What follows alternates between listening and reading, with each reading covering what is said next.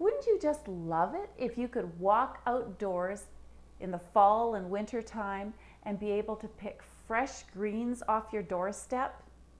In this video, I will be showing you in 5 easy steps how I get my container garden ready so that I can have fresh, lovely smoothies, salad greens, and sauteed greens well into the fall and winter months.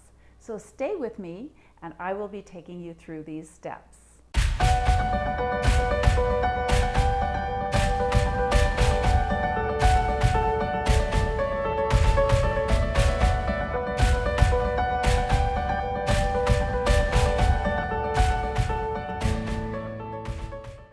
Hi, I'm Marjorie Corrigan, and on this channel I show strategies for mature women and men like you and me, all about how to be healthy and ageless and have autoimmune wellness. And having fresh garden vegetables is one way to stay healthy and ageless and balance your immune system. Certainly you can buy these at your grocery store, but I'm going to bet once you've tried these fresh vegetables out of your own backyard, you'll never want to go back. Step 1, choose your time to plant. This is really important because it's during the warm months that the plants will really grow. And once the weather starts to cool, the growing rate will taper off. So planting early enough, you're actually going to plant in the summertime so the plants have a chance to get some size before the weather cools. Generally, you're going to be planting 8 to 12 weeks before your first expected frost. And you can check that for your area. In mine, it's mid-July to mid-August when I would plant. I'm a little bit late. I like to usually plant in mid-July, but it's turned out to be mid-August this time. And I do have some plants already in the garden that will take me right over into the winter months that are already quite large. Step 2, choosing your seeds. So your seeds are going to be cool weather loving plants. And I categorize those into 2 different groups. One is the fast growing type and the other is the slower, more hardy type. And what I mean by the fast growing type is like spinach, and spinach actually is fairly hardy as well, but it is fast growing. Cilantro is another really fast growing plant. And these plants, if you try to grow them in the summertime, they just bolt to seed so quickly, and it's really a race even to be able to enjoy those foods before they turn bitter.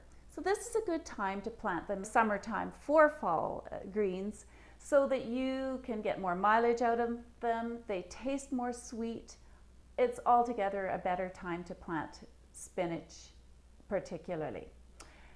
Then there's the hardy kind, and these are such as kale and Swiss chard, which is something like this. These are beet greens, but they're related to Swiss chard. They look a lot like that. And so these plants are really good because they withstand cold and they can take some freezing. In fact, they often taste better after they've had a bit of frost. I was so amazed a few years ago when we grew kale in our garden and had it into the middle of winter. And I went out to pick some kale for dinner and it was minus 20 Celsius outside. And it literally cracked in my hands as I picked it.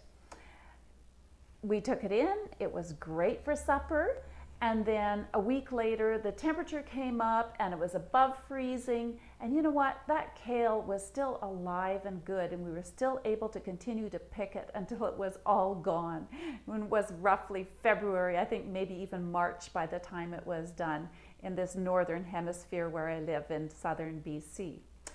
So those are some of the nice hardy ones as well as the fast growing ones.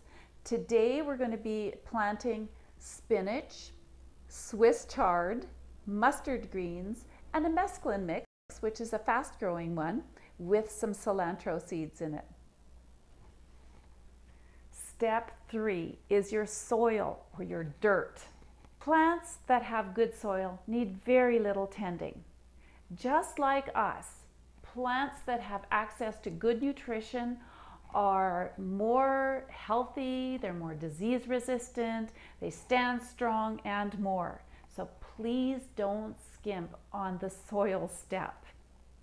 Now, as you'll see, as I'm planting today, my soil has already been developed. You'll notice it's soft. I can lift it easily through my hands, and really make a difference in whether the plants will get their nutrients. And because I've planted this soil before, I need to top up the nutrients because the plants that came before have used up some of the nutrition. So today we're going to add some soil superfoods. So the first thing that I'm going to add to my existing soil is sheep manure. Now, sheep manure is nice and high in nitrogen, and green vegetables in particular need a lot of nitrogen. Often when you see plants or greens that have lost their greenness or turning a bit yellow are not getting enough nitrogen. So unlikely to go too high in nitrogen as long as you stay organic. So sheep manure also adds a little bit of humus, which is a component that helps to keep the soil nice and absorbent for moisture. And I'm adding blood meal.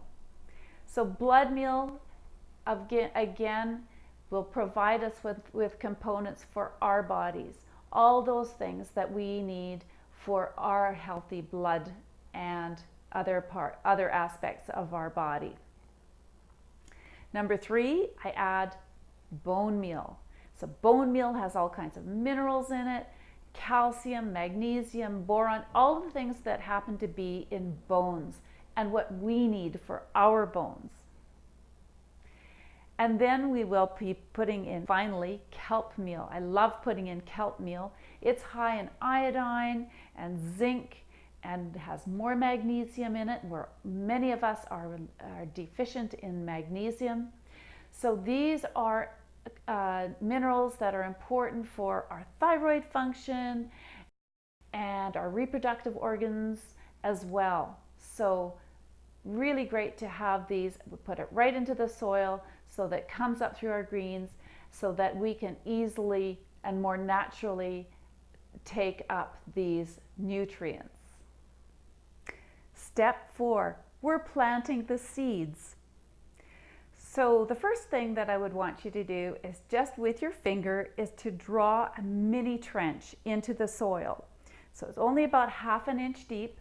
These seeds are quite small, so they don't need to be deep down in the soil.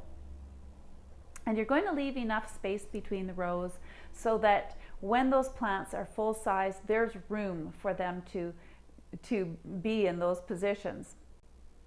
So probably 8 inches apart, maybe 12 inches apart, depending on how big you expect to grow these plants.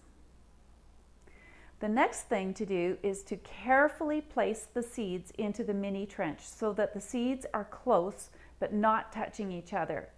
The larger the seed, the more space you need between them. So spinach, you're going to need just a little bit of space, maybe 1/4 to 1/2 inch. The Swiss chard are larger seeds, so probably 1/2 inch. And the mesclun mix we'll put quite close together, really quite close, almost touching. And as these plants start to grow and they sprout through the ground, you're going to actually be pulling out little plants between the other plants. So you'll start to get eating these little baby greens and allow the others to grow larger. So it's okay to plant them a little close and then you can get more out of them. Finally, we'll cover the seeds up. So just with a thin layer of soil, spread over those mini trenches and tamp down with your knuckles. And we're done the planting. And now we're to the final step of planting. Watering, step 5. Now with a gentle spray, water your garden bed. Make sure you've covered the whole area so that the whole area is nice and moist.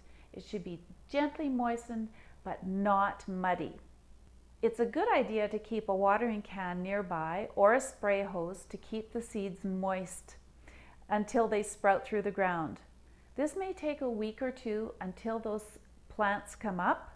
As your plants come up, continue to keep your soil moist and enjoy those tender greens straight from your garden, or made up into a smoothie, or sauteed with added butter and some Himalayan salt. So let's recap. There were 5 steps. Number 1 was to choose the timing. So 8 to 12 weeks before the first frost date. In my part of the world, in southern BC, mid-July to mid-August. Somewhere else maybe for you. Step 2 was to choose your seeds. Cool weather plants, either fast growing or hardy types.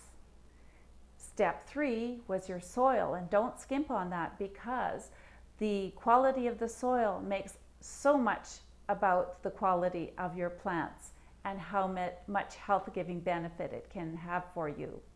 Step 5 was to water. So moisten the soil evenly and keep that soil moist even after you start to eat those greens.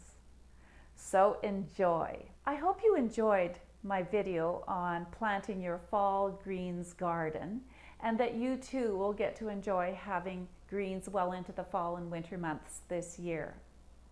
If you liked my video, please give me a like below and subscribe to my channel, and you can be notified on more tips on healthy, ageless, and autoimmune well living. Thank you. Bye for now.